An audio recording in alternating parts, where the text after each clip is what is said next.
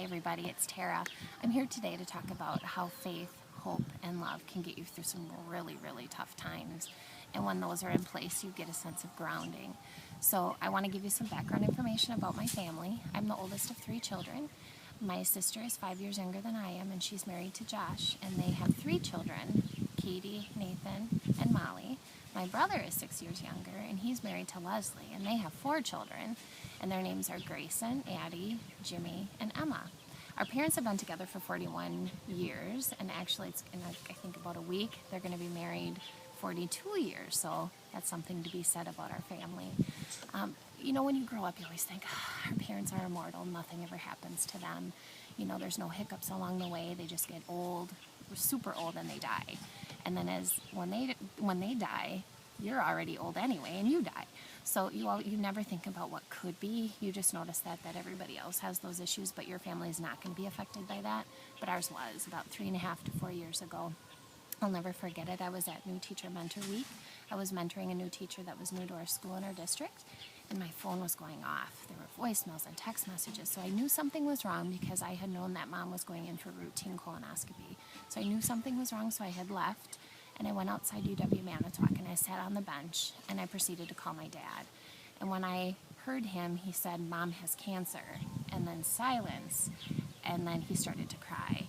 And you think, growing up, my dad's tough, nothing's going to get him to cry, nothing's going to get him to cry, and to hear him cry, I think was a lot to take in for me, and I realized this is real. You think, what do I do now? I just found out that my mom has cancer. I don't know what that means. I don't know what's going to happen, what our journey's going to look like. So I had left, and I had gone to my parents so that I could meet them when they had gotten home. And ironically enough, so did my brother and sister. We didn't talk to each other. We just had met there. And it was so nice because all we did is we sat and we laughed and we cried and we hugged and we just sat in silence too, just to try to figure things out and just know that we were together as a family unit. Because this place, the chapel, Our Lady of Good Help, is such a close place for us to go, for many of us to go. I know I had gone, my mom had gone, my sister had gone, and we had gone here because it's a place that we found peace at. And we knew that if we were going to go anywhere, it would be here because this is where the Virgin Mary appeared. Before the colon resection, we had gone individually, but then we decided as a family, let's go together. I mean, there's strength in numbers, right? So we went, and they have what's called a crypt, which is actually where the Virgin Mary appeared. And while in the crypt, my brother stood back from the pews, and he got this overwhelming stabbing pain where my mom's colon cancer was. And he just sat there, and he said it actually took his breath away. Meanwhile, my mom is praying, and she has this feeling, not with words, that she was going to be cured. It was just a feeling she had. And she knew she was only going to do this once. She said she can't put her hand on it, she can't think about it other than it was just this feeling she had. So we left. My brother and sister actually are amazing people and actually went out and researched because they had met after we had gone to the crypt. They had met with the oncologist and was told that my mom would have 2 years. And then when somebody gasped, he said, maybe 5. So that wasn't good enough for us. So as a family, my sister and my brother researched many places to get a second opinion, and we came up with Froedtert. So from that point on, my brother was given, he would be showering, and he said God would be talking to him saying, you need to go there, you need to get a second opinion, that's not good enough.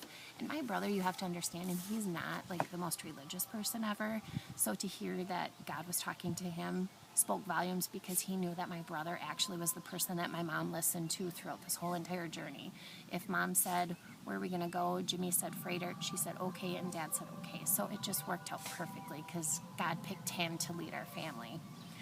So Mom still had to do 1 chemo treatment in Appleton, and it just had a really bad feeling about it. People were just sitting around and looked deathly almost, and that wasn't her, and that's not what was in the cards for her as far as we were concerned. So she did the rest of her treatments in Froedtert. She had upcoming surgeries at Froedtert, and throughout that whole time, we kept our faith, hope, and love at the forefront. We never lost. We just honestly, as ironic and as corny as it seems, but we let Jesus take the wheel because he did. He kind of just let us go and led us in the right direction. We kind of let it be what it was. If we were hit with something, we kind of rallied together as a family, and we just kind of kept going. So, I mean, we have a really good story to talk about, but sometimes when you're in it, it's hard to think about it and trust somebody else like God. I'm positive, and I'm so excited to share that my mom actually is cancer-free.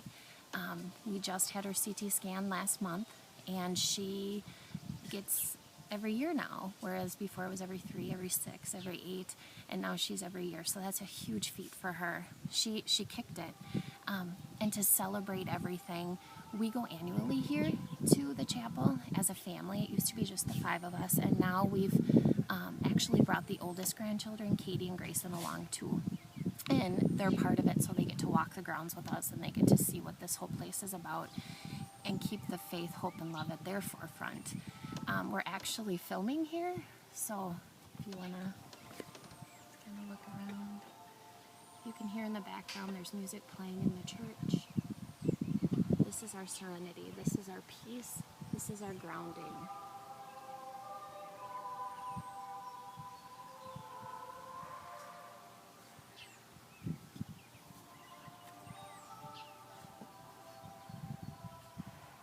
And I know you're probably wondering who's the mysterious person that's holding the camera. If you want to switch around, here we go. Here she is. Here's the lady who kicked cancer. So the biggest message that I am here to tell you about is that you need to keep faith, hope, and love alive. And life will be a journey that gives you comfort. So I hope you've learned something from this. I'm excited to be here at the chapel, to have my mom here. And I just thank God every day for the journey that we were on. So see you later.